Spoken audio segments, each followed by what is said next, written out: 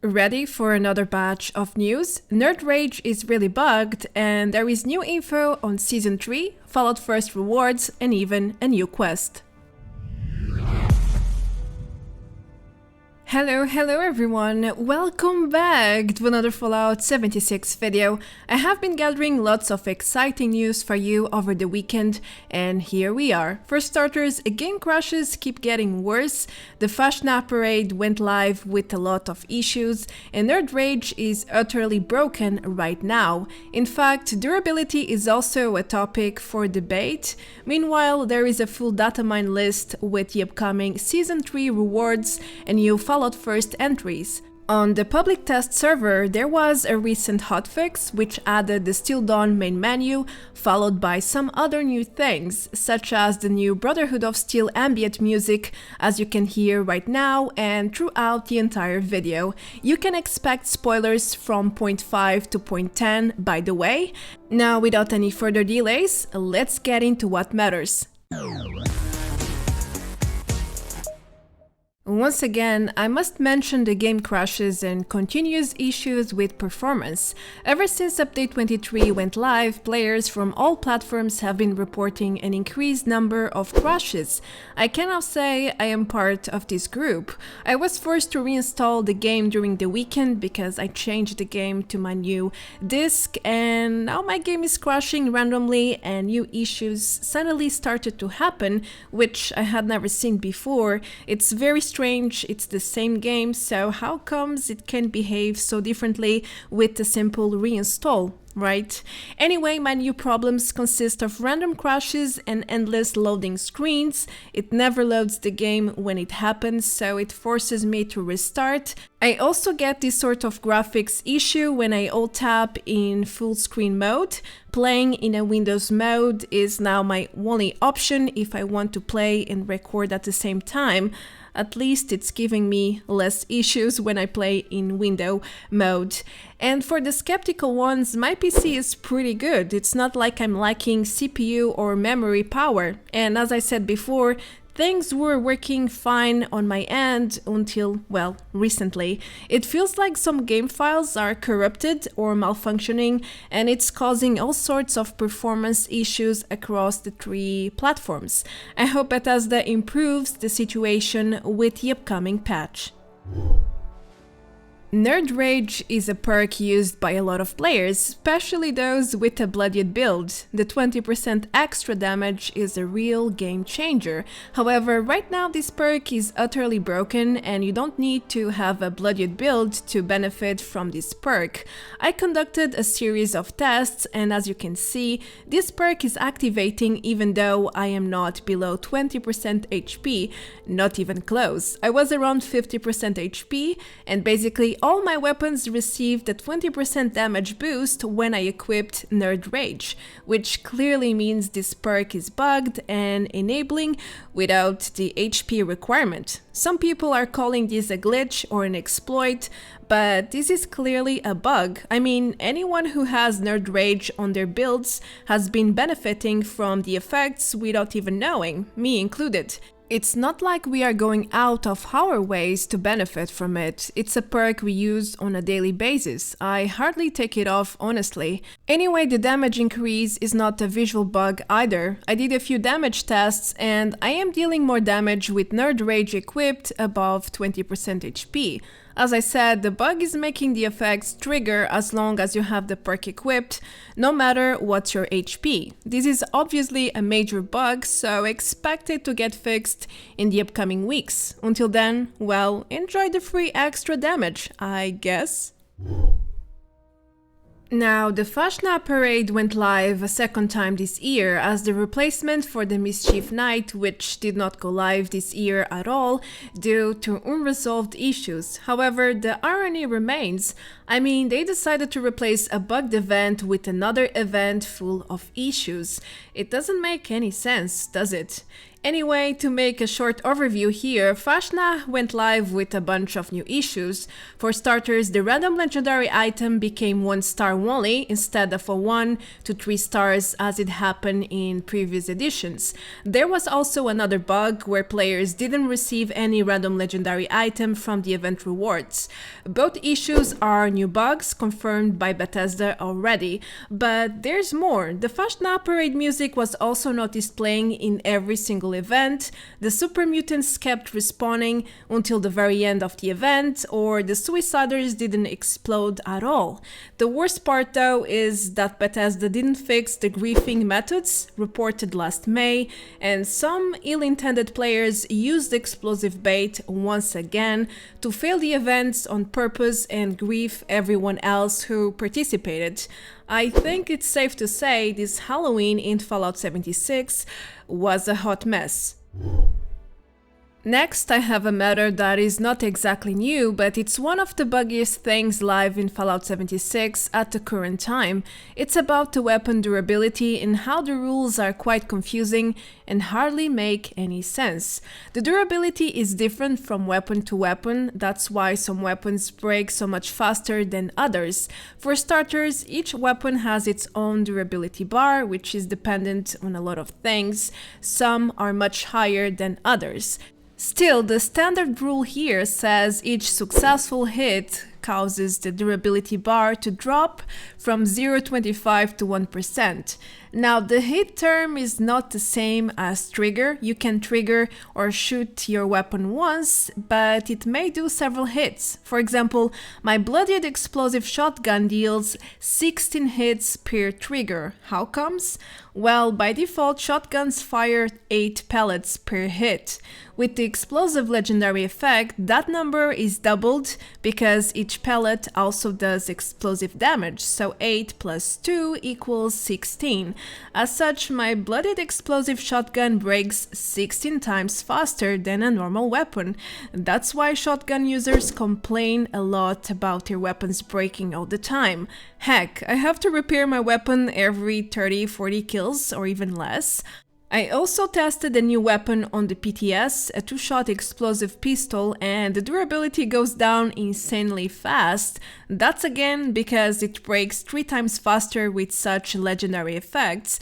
The entire durability system is quite buggy and it probably needs a review at this point. I mean, it has been 2 years already, and for the same amount of hits, some players repair their weapons a couple of times and that's it, while for other players, they need to repair their weapons dozens and dozens of times for the same exact hits.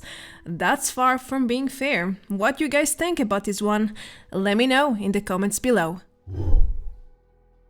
Alright, now moving into the spoilers, first of all, we had a recent hotfix for the public test server, where Bethesda solved some major issues related to the new quests. Most specifically, related to the Dagger's Den, a key was not spawning there as intended, and the NPCs were always hostile, even though they were supposed to be friendly during a certain quest in the throne room. That's fixed now, and that's good to know. Moving forward, they also fixed the flamer mods like the napalm, which were bugged before and wouldn't increase the flamer's damage when the respective mods were applied. Lastly, Bethesda also worked on some more server and client stability points to ensure we don't crash as much. Let's hope this one is real and it will work as intended. Next, we have a lot of exciting news on Season 3. A while ago, data miners unveiled the name, the Scribe of Avalon, with the stunningly awesome tales. With Season 2 ending mid-December, the next season is expected to start before the end of the year, and data miners have already found a lot of the upcoming rewards. There's actually 2 lists full of new items that can be yours soon, very, very soon.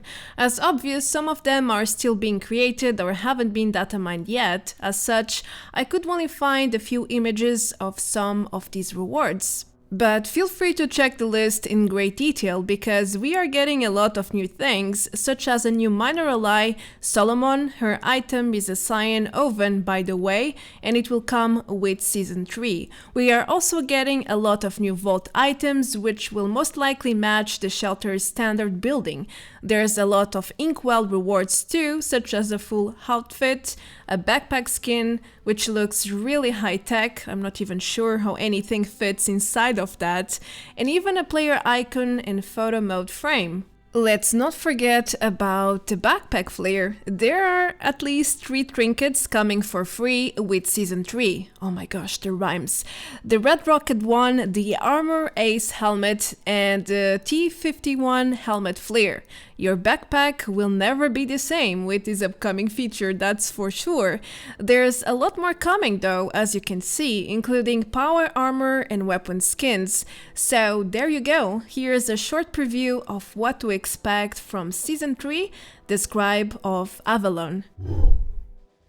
Bethesda hasn't been very creative with Fallout 1st members this year. After adding I don't know how many reskins for the Ranger outfit, we get 1 new item per mount, and most of them have been wall or floor paints or tent skins that not a lot of players are interested in, but apparently that's about to change. There's a huge list of Fallout 1st rewards, and I would say about half of them have not been released yet, so there's plenty of new things coming next year, including new outfits such as the Brotherhood of Steel Tactical Ops suit, probably going live in December with the Steel Dawn DLC.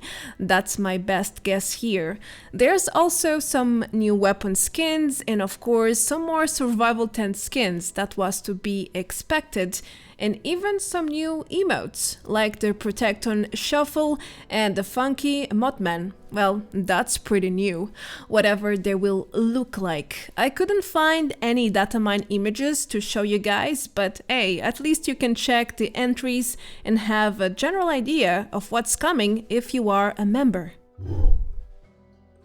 So far, so good. Bethesda has recently enabled a new quest on the public test server. It's called Home Expansion, and it's the introduction quest to the Fallout Shelter system.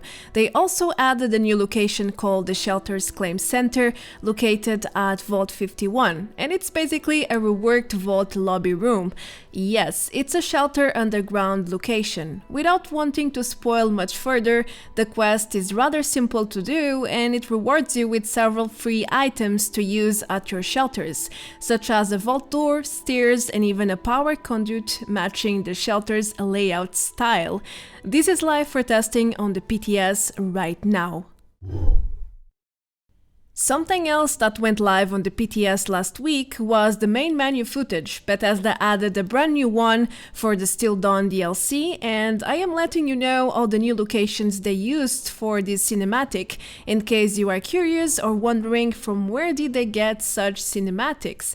Overall, it's a great representation of what's coming with the new DLC, in my opinion. I mean, they added a bunch of new locations, not all, but it's a fair amount, just like they did with the Wastelanders DLC. Now, note there are at least 12 new locations coming with Steel Dawn. Moreover, the main menu music is also new. It's a Brotherhood of Steel track, and it's the exact one playing during this entire topic.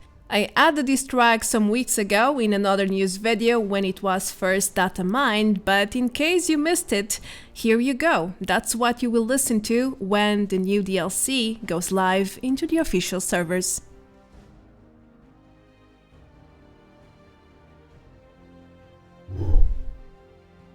Well, this next point is something I already mentioned in the intro. The data miner gears discovered several Brotherhood of Steel tracks. They are basically ambient music, and it's not clear where will you be able to hear them in-game. They are not bound to the new quest lines, which could indicate these tracks will play at random during the new locations when you explore them, or during the Brotherhood quests. Either way, I say bring it on. These tracks are really nice to listen to, and it creates a certain degree of immersion and affinity with the upcoming faction. Now, about the tracks, I have played play them across the entire video, so if you want to listen to them again, you might want to pay attention to the background music in the previous points. You are welcome.